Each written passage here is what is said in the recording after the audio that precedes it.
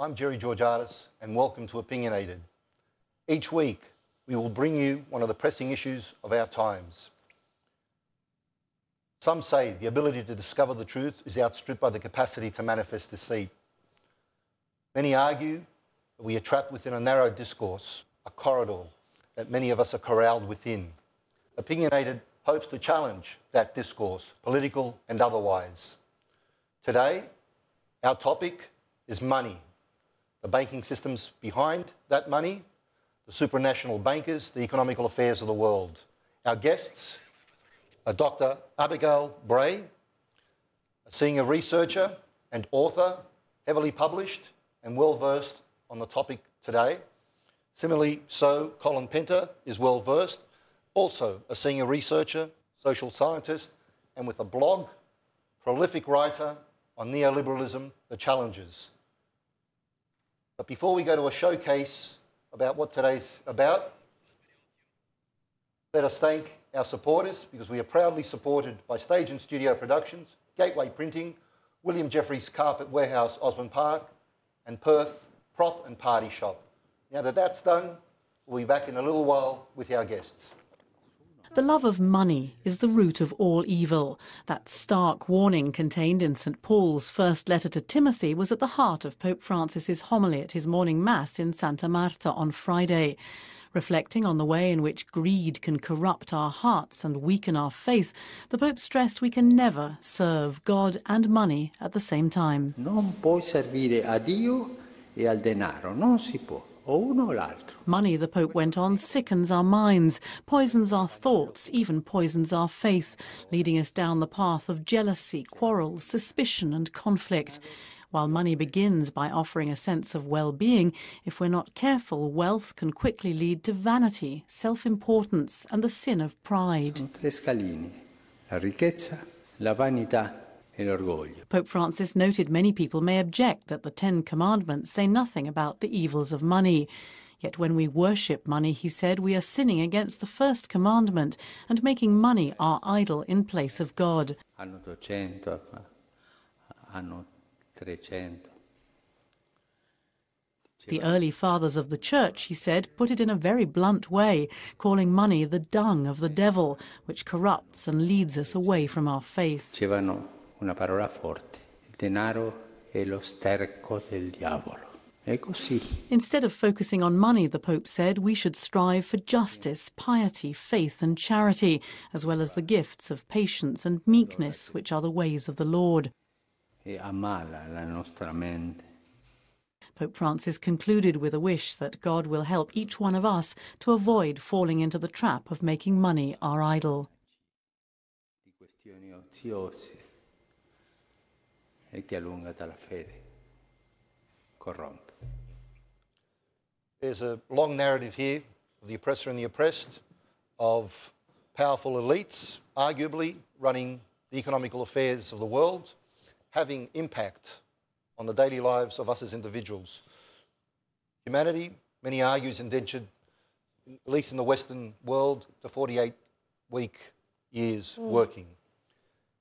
Are supranational bankers, are powerful elites really behind the huge and significant decisions made theoretically by government that impact upon our lives?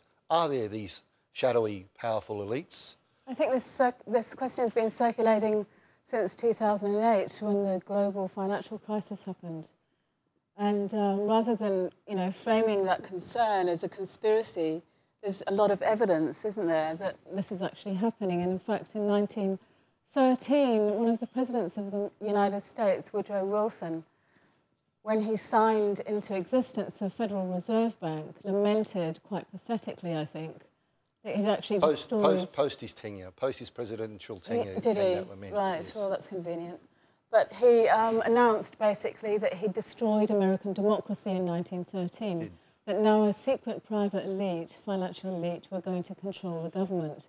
So if we take his warning, his confession, seriously, that means the American democracy has been effectively dead for a century. So, anyway. Thomas Jefferson, if we go even a century earlier, argued that bankers are more powerful than standing armies.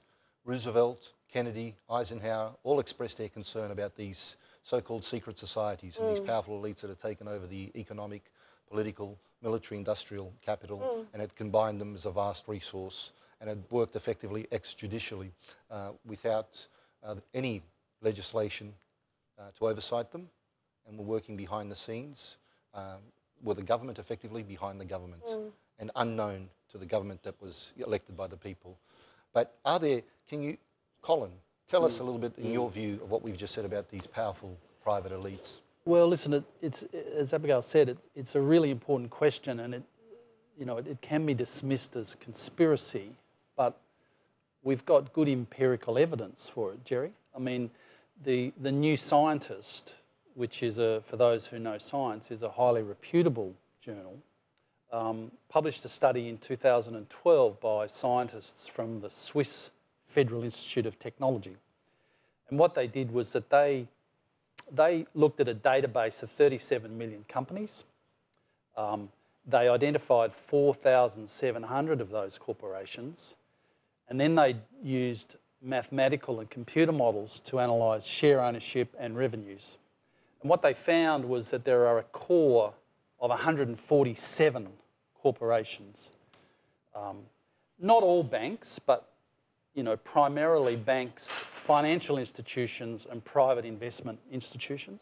So 147 of these they call it a super entity of corporations who primarily dominate the global economy. So it's not just conspiracy theory, there's actually evidence that confirms it. Okay, when you talk about investment banks and commercial banks, in 1933, the GlassSteagall legislation was crafted to separate commercial and investment banks. Investment banks theoretically dealing with the top end of town, high venture speculation and effective gambling for high turnover results, as opposed to commercial banks, which presumably should be conservative with the ordinary citizens' monies. That GlassSteagall legislation, which was put in place to separate those two from the speculative powers that many banks actually indulge in, and investment companies and other financial institutions, had been watered down over the decades and was repealed by the Clinton administration. Do you have any view on that presumed protective factor as having, like some have said, contributed to the global financial crisis? We were talking about this before, weren't we, Colin? Yeah. So, I know a little bit about GlassSteagall. I can't say I'm that well informed about it, but my understanding is that the repeal of it and the impact of that over time, and then the creation of a whole series of dodgy financial instruments, which were significant factors in the crisis of 2008 and the subsequent fallout from that, which we're still seeing. So my understanding is that GlassSteagall was one of those factors that is recognised as contributing to the events that unfolded in 2008. The repeal of GlassSteagall. The repeal of the Act, correct. And as you pointed out, primarily in the US, where the 2008 crisis originated. Some argue that that's a smokescreen, that decisions made by Federal Reserves, by the central banks, were still in the interest of the central banks, and we had financial crisis during GlassSteagall, post the Depression.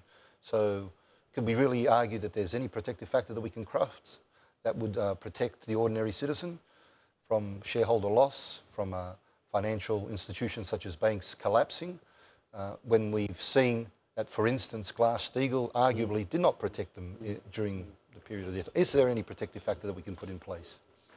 Well, I guess you just have to look at Australia and to look at the number of crises, scandals that have consumed ordinary working people, be it pensioners, be it superannuates, be it people seeking financial advice, where their life savings have been plundered by the banks, by financial institutions and by financial advisors. We've had scandal after scandal. When you're saying plundered, are you basically imputing or describing banks, financial institutions as ruthless robber barons? Well, I think part of the discussion we'll have tonight, of course, is about the model of capitalism that's evolved, and the model of capitalism that has evolved in the contemporary context is of corporations that do plunder. Not all of them, but there is a plundering feature to the way many of these global, multinational and Australian corporations operate. No doubt about that. For the sake of our audience, let's talk a little bit about banks and let's concentrate on central banks. Yep. So, for instance, the Reserve Bank, the major banks, the suppliers of the nation's money. Banks, central banks supply the nation's money and also determine interest rates and regulate effectively the value of currency because they determine how much money can be supplied at any one time. What's your view on the central banks themselves and their capacity? Well, they're private corporations, which is something a lot of people don't understand. There's this assumption they're part of the government, that they probably control the government. But yeah, they're private corporations. I think that's really important. All major banks are private corporations? Yeah. And some of them are veiled by intense secrecy laws. The Bank of England, for example, is a very, very secretive bank. It's the second oldest bank in the world and the model for most banks. And it's got a section called the Bank of England Nominees where Elizabeth Windsor, otherwise known as the Queen of Australia, hides her assets. Nobody knows how much she's worth, although she owns a sixth of the world. And so, yeah, there's a massive secrecy around the whole banking system. I think that's really important to recognise. Well, on that note, you're talking about the hiding of assets. Yeah. Many good economists have actually estimated that possibly 2/3 of the world's printed money are now in tax havens. How do we reconcile that? That's really interesting because I was looking at the Financial Secrecy Index from 2013 and Britain was at the top of that. They are in control of most of the world's tax havens. So, yeah. I didn't know that. So Great Britain itself... We think of it, officially there's Switzerland at the top, but if you add up, you know, the British territories that are tax havens, then England goes right up to the top. So how's it possible that we live in this world where we've actually allowed, and especially when we're heading towards well, you haven't allowed it, but we're heading towards a central banking system. We're heading towards a central bank effectively. How is it possible that we actually have legislation that permits tax havens and that possibly 2/3 of the world... Well, legislation can be bought. Or disregarded? Or disregarded. Well, you just have to see, Jerry. I mean, we've had the Senate inquiry here into this very issue that Sam Dastyari has been pursuing, and they've just handed down their interim report. And you know, it's been interesting to see the forces lining up against, you know, what are pretty much conservative recommendations to put a. I mean, I think it was the Senate found that 60% of the top 200 Australian companies use tax havens. So, you know, Australian corporations, some of the biggest corporations are using offshore account, tax havens and shell companies to conceal and avoid I'll ask their one tax question because responsibilities. we're about to wrap up to go to the next segment. And importantly, what do you describe are powerful influences, powerful elites? And we know Senate commissions and inquiries and royal commissions go nowhere. What hope do we have? In a nutshell, what hope do we actually have to take them on? I think there should be mass class actions against banks all across the world. And I think we need to increase the safety for whistleblowers. So, well, the Obama administration has prosecuted more whistleblowers than any other administration in American history. I think we have to have many discussions on this, but as it's a wrap-up, we'll be heading to a commercial break and coming back with our crossover guest.